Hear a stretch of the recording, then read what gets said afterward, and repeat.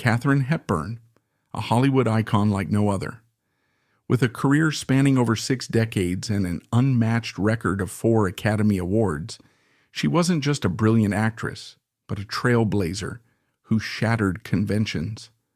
From a turbulent childhood and controversial love affairs to moments of cinematic greatness, Hepburn embodied resilience and boldness. In today's video, we dive deep into the inspiring and mysterious story behind her legendary life, where career, love, and life intertwined to leave an unforgettable legacy. Ready? Let's begin. Katharine Hepburn's private life has long been the subject of fascination and speculation, filled with stories that pushed boundaries and sparked debate. Among the many relationships she had throughout her life, none generated as much controversy as her alleged romance with the married film director John Ford. This affair came under particularly intense scrutiny due to a poignant moment that unfolded during Ford's final days. On his deathbed, Hepburn went to visit him, and their private conversation was unknowingly recorded. Believing they were alone and that the recording device was turned off, the two spoke candidly, revealing a deeply emotional and haunting glimpse into the complexities of their relationship.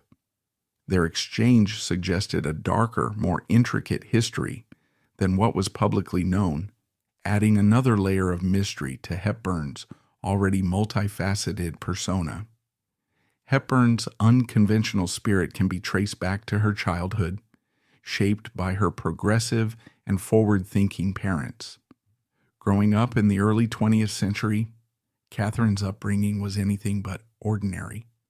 Her mother, an active member of the Connecticut Women's Suffrage Association, often brought her young daughter along to demonstrations, exposing her to social activism from an early age. The family's radical views and open-minded approach to life were considered shocking by many in their community, but they instilled in Katharine a sense of independence and authenticity that would define her life. From a young age, Katharine rejected traditional gender roles. She expressed disdain for being perceived as a girl and felt a stronger kinship with boys. In a bold act of self-expression, she cut off her hair and insisted on being called Jimmy. This act could have been met with resistance or even punishment in most households of the time. However, her parents embraced her tomboyish nature with remarkable understanding, celebrating her desire to forge her own identity.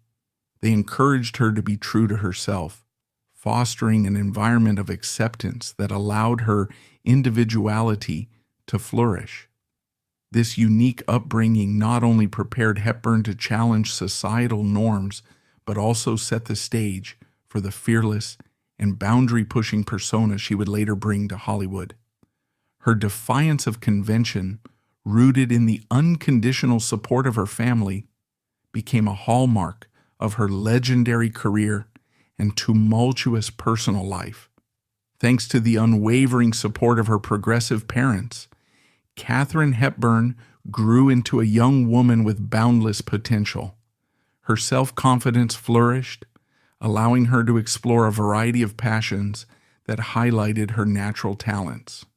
Among these, she became an accomplished golfer, demonstrating discipline and skill. However, it was her burgeoning interest in cinema that ultimately captured her heart. Katharine appeared poised for a bright and fulfilling future, growing up in a home that nurtured her individuality and independence. Her childhood was marked by moments of joy and charm, a seemingly idyllic foundation for a life of greatness. Yet beneath this veneer of happiness lay a looming shadow, an event that would shatter the innocence of her youth and haunt her for decades to come. At the age of 13, Katharine and her older brother Tom, who was 2 years her senior, went on an Easter vacation trip to New York to stay with their aunt. The siblings, always close, appeared to be enjoying themselves immensely. Their time together was filled with laughter and light-hearted outings, including an evening at the theater that seemed to underscore their happiness. But the joyful facade of their trip crumbled overnight. The following morning, Katharine stumbled upon a scene so traumatic it would mark her for life. She found her beloved brother dead in what appeared to be an act of suicide. The sheer horror of that discovery shook her to her core, leaving her inconsolable. What made the tragedy even harder to bear was her family's chilling response to Tom's death. Overwhelmed by grief and societal taboos surrounding suicide, the Hepburn family fell into a collective state of denial. They refused to acknowledge the possibility that Tom had deliberately taken his own life, instead clinging to the explanation that his death was the result of a failed experiment or accident. This steadfast refusal to confront the truth stifled Katharine's ability to process her grief, leaving her to navigate the emotional wreckage alone. The loss profoundly altered Katharine's personality. Once a carefree and confident child, she became increasingly anxious and withdrawn.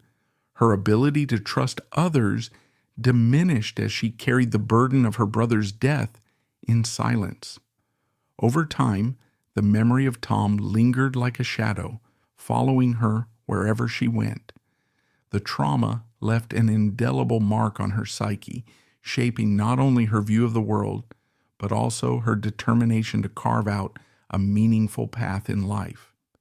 This heartbreaking experience, while devastating, became a part of the complex fabric of Katharine Hepburn's character, fueling her resilience and her eventual rise to greatness. The haunting memory of her brother Tom stayed with Katharine Hepburn wherever she went, casting a long shadow over her formative years. When she entered college, the weight of this grief manifested in her awkwardness and self-consciousness. Hepburn often isolated herself, avoiding the dining halls and the camaraderie of her fellow students. Yet, her inability to blend in did not define her entirely. Beneath her unease was an innate rebelliousness waiting to emerge, a spirit that would soon redefine her college experience. Hepburn's daring nature began to surface in bold and unconventional ways. In one particularly wild moment, she shed her clothes and swam in Closter Pond, an act that was as scandalous as it was liberating. This was followed by an incident in which she was suspended for smoking in her dormitory, further solidifying her reputation as a rule breaker. Despite these episodes, or perhaps because of them, she started to carve out her place in college life. Her second year marked a turning point when she joined the drama group, discovering a passion that would shape her future. In one of her early roles, she played a character that required her to dress as a man, a look that resonated with her personal style and became a hallmark both on and off stage. Around this time, Hepburn entered into a romance with Ludlow Ogden Smith, a charming and wealthy socialite who would eventually become her husband. However, their relationship, like many youthful romances, was ill-timed. Although their bond was genuine, their paths were divergent, and life ultimately dealt them a cruel hand. Even as her personal life unfolded, Hepburn's passion for the theater grew stronger. She had discovered her calling, but pursuing an acting career was far from straightforward. Her father, a pragmatic man, viewed acting as a precarious profession and doubted her ability to achieve lasting success. Undeterred, Hepburn pressed on, determined to prove him wrong. Her early attempts to establish herself in the theater world were riddled with setbacks. Unlike the overnight success stories of many of her contemporaries, Hepburn faced grueling trials.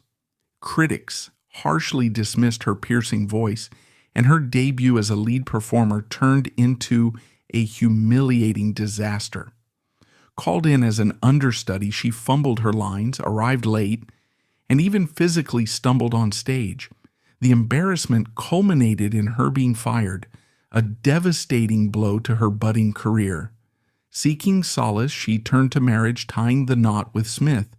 Yet, The domestic life she thought might bring stability quickly proved unfulfilling. Within weeks of becoming a wife, Hepburn was restless, longing to return to the stage. During their 6-year marriage, Smith displayed unwavering devotion, supporting Hepburn both emotionally and financially. Despite his efforts, his love was never fully reciprocated, as her heart remained steadfastly tethered to the theater. Hepburn continued to struggle professionally, frequently losing jobs despite her relentless determination. Her turning point came in 1931 when she confronted playwright Philip Barry, asking why he refused to cast her in his play. His brutally honest feedback was a harsh blow, but Hepburn was far from fragile. Instead of being defeated, she redoubled her efforts, ready to face whatever challenges lay ahead. In 1932, her persistence paid off when she landed the lead role in The Warrior's Husband, a Broadway production that finally earned her the critical acclaim she had been striving for. As fate would have it, a Hollywood scout was in the audience, captivated by her magnetic performance. This led to a screen test at RKO Studios and an offer for her first film, A Bill of Divorcement. True to her bold nature, Hepburn demanded an unprecedented salary of $1,500 per week, an audacious move for a then unknown actress. The studio took a gamble, and it paid off. Hepburn's debut performance dazzled audiences, proving she was not only fearless, but also immensely talented. The role marked the beginning of her meteoric rise, solidifying her status as a star who had overcome immense obstacles to achieve greatness. Katharine Hepburn's first foray into film acting might have been expected to be nerve-wracking, but she showed no signs of intimidation. Despite the enormous pressure that often accompanies a debut, she handled the experience with remarkable composure. Rather than shrinking under the spotlight, she thrived, delivering a performance so compelling that critics were immediately captivated. The film's success led RKO Studios to sign her to a long-term contract, a significant milestone in her burgeoning career. Within just 2 years, she achieved what many actors could only dream of: her first Academy Award, the first of 4 Oscars she would win over her illustrious career. Interestingly, Hepburn's disdain for the pomp and circumstance of Hollywood meant she never attended an Oscar ceremony, a choice emblematic of her fiercely independent nature. As Hepburn soon discovered, life in Hollywood was anything but glamorous behind the scenes. The industry, while dazzling on the surface, was rife with personal scandals and dramas, and it wasn't long before she became ensnared in the chaos. Her move to Hollywood marked the beginning of the end for her already strained marriage to Ludlow Ogden Smith. While her meteoric rise to fame certainly played a role, her affair with married talent agent Leland Hayward further complicated matters. Despite the emotional turmoil, Hepburn's divorce from Smith was surprisingly amicable, and the two maintained a lasting friendship. This peaceful conclusion to their marriage stood in stark contrast to the intensity of her new romantic entanglements. While still involved with Hayward, Hepburn became infatuated with another man, legendary director John Ford. Their relationship began on the set of Mary of Scotland in 1936, where their shared passion for the craft of filmmaking fostered a deep connection. Ford, drawn to Hepburn's tomboyish charm and unconventional personality, became increasingly enamored. By the end of the production, he was reportedly prepared to divorce his wife Mary to be with Hepburn. However, this plan unraveled when Mary Ford threatened to take custody of their daughter, an ultimatum that forced Ford to abandon his intentions. In a desperate bid to resolve the situation, Hepburn even offered Mary $150,000 to secure Ford's freedom and preserve his relationship with his daughter, but the gesture was futile. This incident not only highlighted Hepburn's impulsive determination, but also demonstrated how deeply she underestimated Mary Ford's resolve. Ford's personal struggles compounded the complications of their relationship. Known for his bouts of heavy drinking, he typically maintained control while working on films. However, during a particularly troubling episode, Hepburn received a panicked call from producer Cliff Reed, informing her that Ford had gone on an uncharacteristic drinking binge in the middle of a project. Rushing to his aid, she found him alone and heavily intoxicated. In a misguided attempt to sober him up, she concocted a mixture of whiskey and castor oil, which only made him violently ill. The incident left Hepburn shaken, convinced she had nearly caused him serious harm. More profoundly, it forced her to confront the sobering reality that she could not rescue Ford from his self-destructive tendencies. Meanwhile, her other lover, Leland Hayward, grew increasingly frustrated with the situation. Both he and Hepburn had finalized their divorces, and it seemed they were finally free to marry. However, Hepburn shocked Hayward by rejecting his proposal, valuing her independence above all else. The rejection came at a cost. Whether fueled by personal bitterness or professional vindictiveness, Hayward retaliated by withdrawing a promised role for Hepburn in the stage production of Stage Door. The loss was not only a professional setback, but also a harsh reminder of the consequences of rejecting a powerful figure in Hollywood. By 1936, Hepburn's career was facing serious challenges.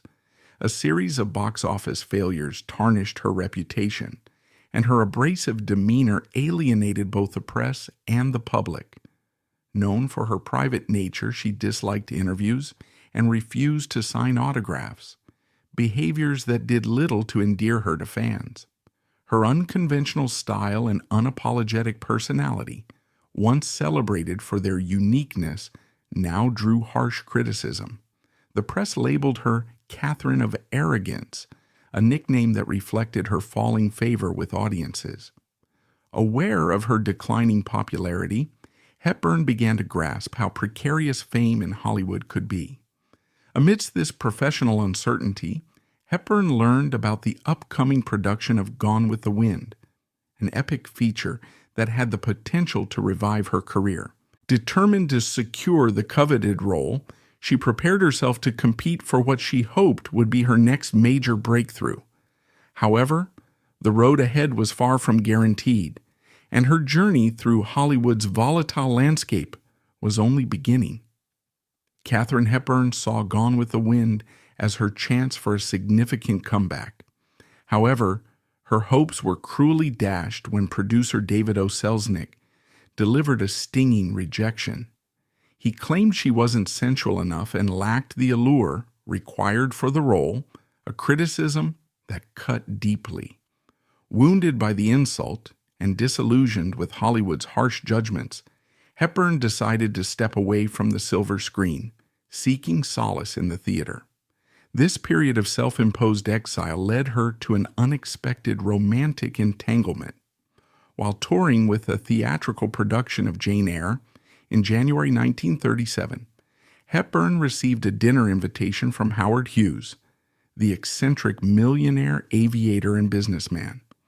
They had been introduced previously by their mutual friend, Cary Grant, and Hughes had been captivated by Hepburn ever since. When her tour brought her to Boston for a 2-week run, Hughes seized the opportunity to court her with a series of elaborate dates. Together they formed a striking duo, the ambitious, glamorous actress and the enigmatic, larger-than-life mogul. Hughes, with his wealth and daring exploits, offered Hepburn a life of yachts, airplanes, and lavish attention. Despite their apparent compatibility, Hepburn harbored lingering feelings for John Ford, still hoping against hope that he might leave his wife for her. When it became clear that Ford would never do so, she took a decisive step and moved in with Hughes. Life with Hughes was as extravagant as one might imagine.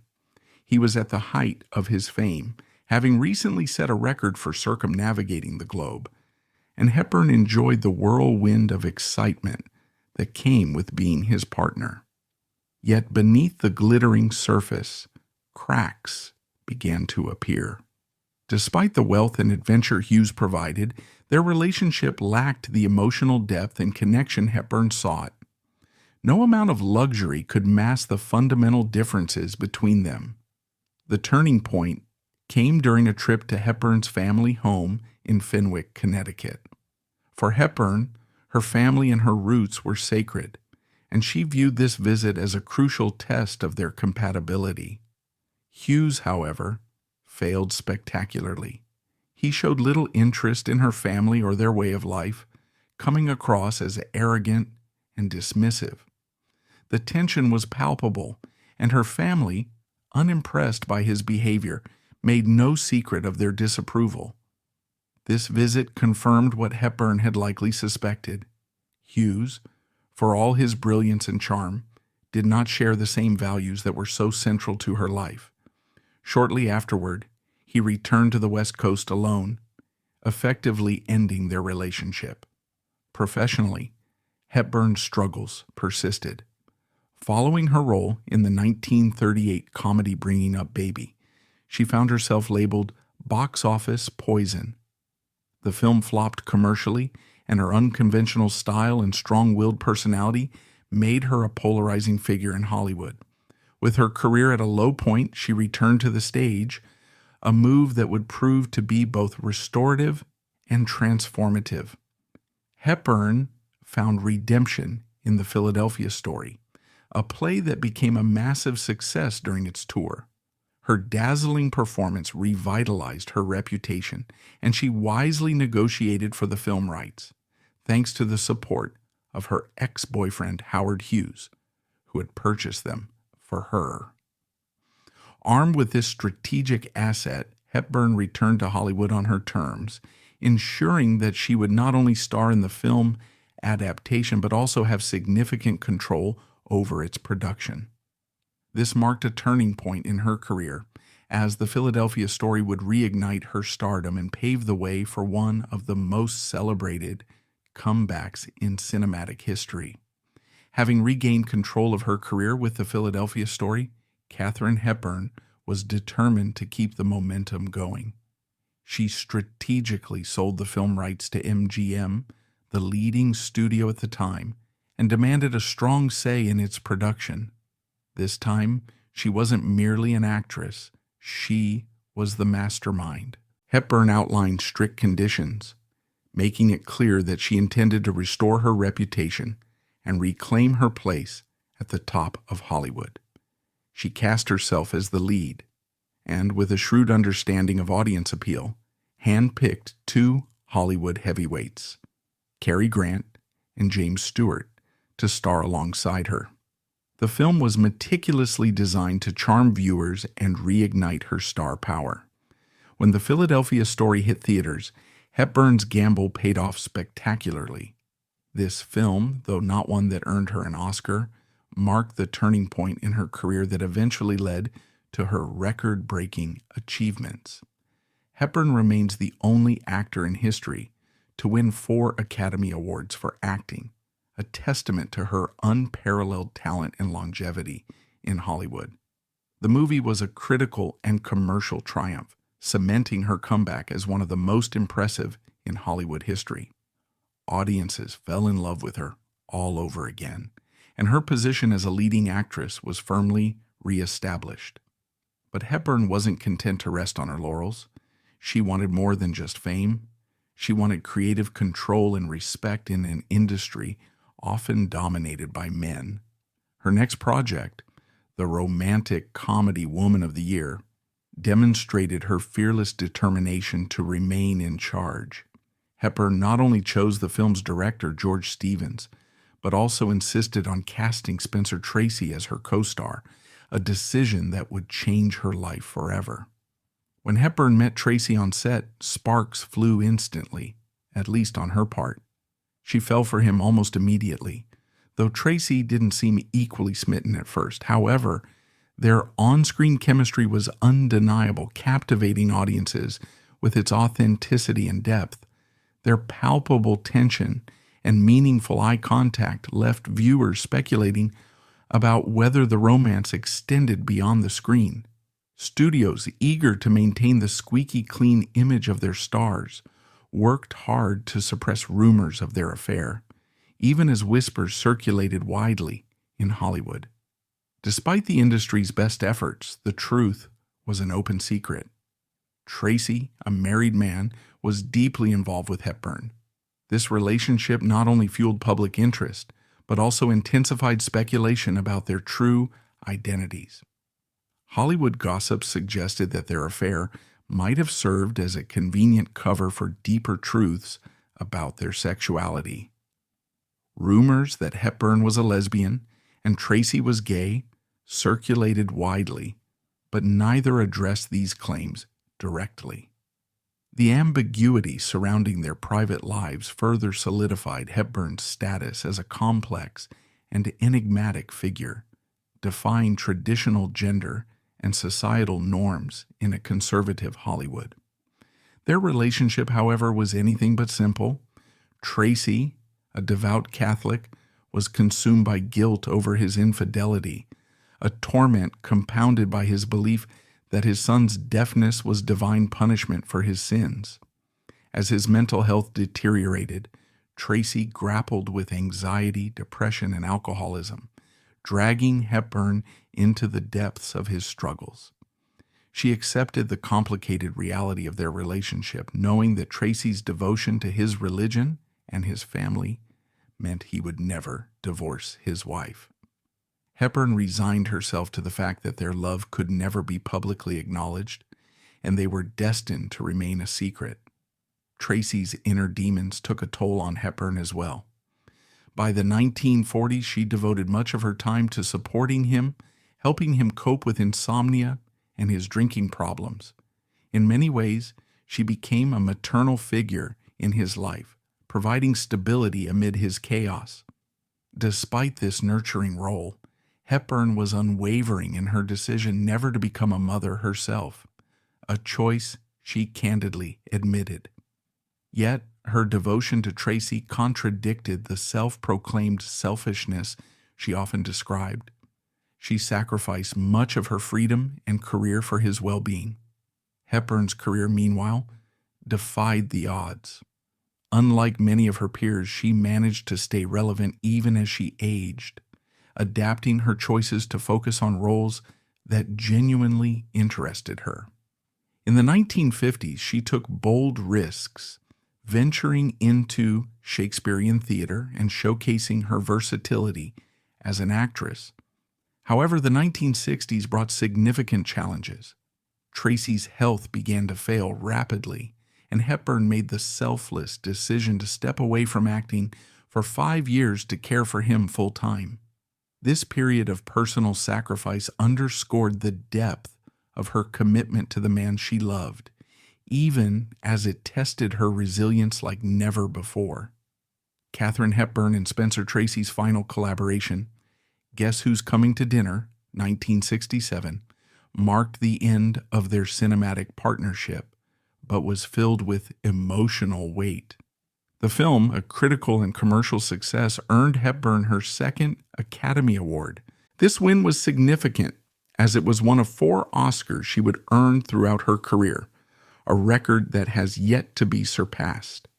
Her first win came for Morning Glory, 1933, and she later shared the Best Actress Award for The Lion in Winter, 1968, with Barbra Streisand. Her final Oscar was for On Golden Pond, 1981, which highlighted her ability to adapt and thrive even as she aged. However, the triumph was overshadowed by tragedy. Just 17 days after filming concluded on June 10, 1967, Spencer Tracy passed away. Hepburn, his devoted and secret partner for decades, was by his side in his final moments. In keeping with the privacy they had always maintained, she chose not to attend his funeral, respecting his family's boundaries. For years, she remained silent about the nature of their relationship, only breaking her silence after the death of Tracy's wife Louise in 1983 Even then, their love story retained an air of mystery. Hepburn's unconventional life and relationships fueled endless speculation. Her boyish appearance, androgynous fashion, and outspoken disdain for traditional roles of women led the media to question her sexuality. Hepburn's preference for trousers, loose-fitting clothing, and minimal makeup not only challenged the standards of femininity in Hollywood, but also became a powerful statement. Her style resonated with women who rejected traditional roles, making her a quiet revolutionary for gender fluidity. This unconventional image often led to speculation about her sexual orientation, but Hepburn never felt the need to clarify or defend herself, embodying an unapologetic individuality that was rare for her time. These rumors intensified with her association with Tracy, with some speculating that their relationship was a cover for hidden truths, claims that Tracy was gay and Hepburn a lesbian. Tracy's struggles with depression and guilt, often attributed to his religious beliefs and personal conflicts, were cited as possible evidence. Yet regardless of the theories surrounding them, one fact was indisputable. Hepburn and Tracy shared a bond that withstood extraordinary challenges and remained unbroken until his death. The loss of Tracy created a void in Hepburn's life, but she channeled her grief into her work. Rather than retreating from the public eye, she pushed forward. Her performance as Eleanor of Aquitaine in The Lion in Winter earned her a third Oscar, cementing her status as a Hollywood icon. This win, shared with Barbra Streisand for Funny Girl, showcased Hepburn's dominance in an era where younger actresses were rising stars. It also solidified her reputation as one of Hollywood's greatest, capable of excelling in both historical dramas and modern narratives. However, she famously downplayed the significance of awards, maintaining a practical attitude toward fame. Hepburn continued to evolve, embracing a new openness in her later years. Although she had long been wary of the press, she surprised audiences in 1973 by appearing on the Dick Cavett Show for a rare and candid 2-hour interview. The appearance allowed her sharp wit and lively personality to shine, offering the public a glimpse of the woman behind the legend. True to her independent spirit, Hepburn remained unapologetically opinionated, unafraid to stir controversy. She openly advocated for birth control and abortion rights at a time when such topics were still taboo.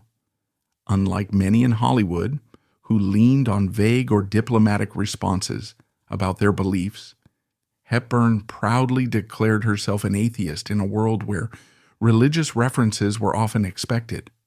Her fearlessness in voicing her views reflected the same authenticity that defined her career.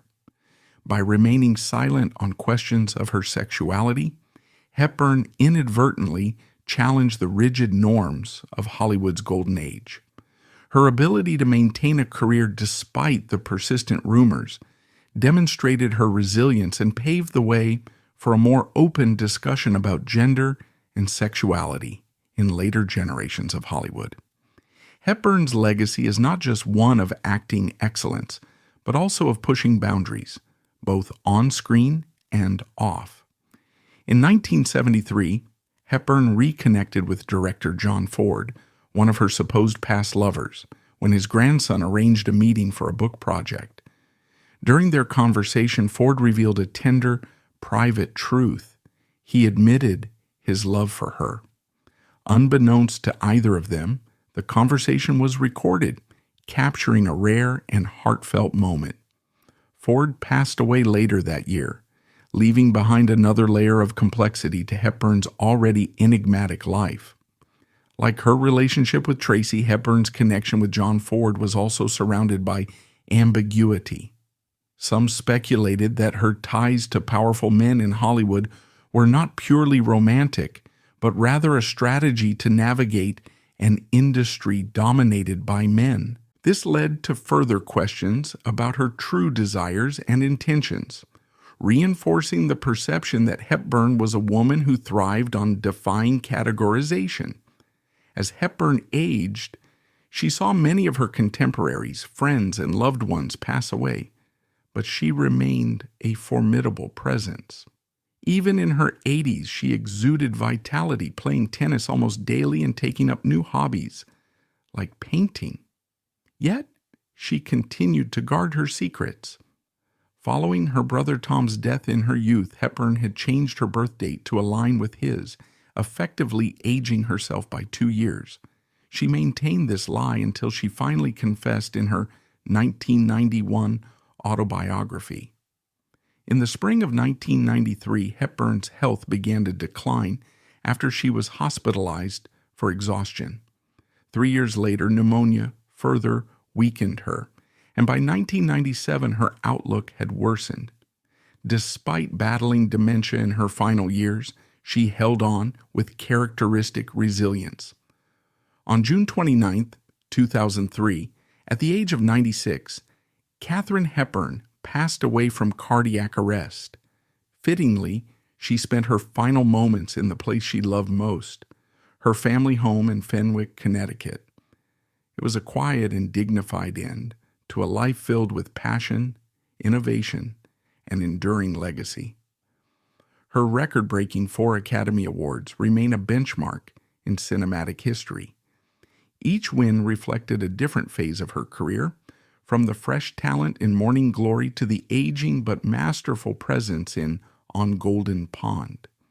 Hepburn's ability to reinvent herself and thrive across decades set her apart as a true icon of film. Katharine Hepburn wasn't just a star of the silver screen. She was a symbol of strength, independence, and reinvention. She proved that success doesn't come from following the rules, but from breaking them and creating your own path. Her story is a powerful reminder that we can overcome challenges to achieve greatness. If you enjoyed this video, don't forget to like, share, and subscribe for more stories about Hollywood legends. Thank you for watching, and we'll see you in the next video.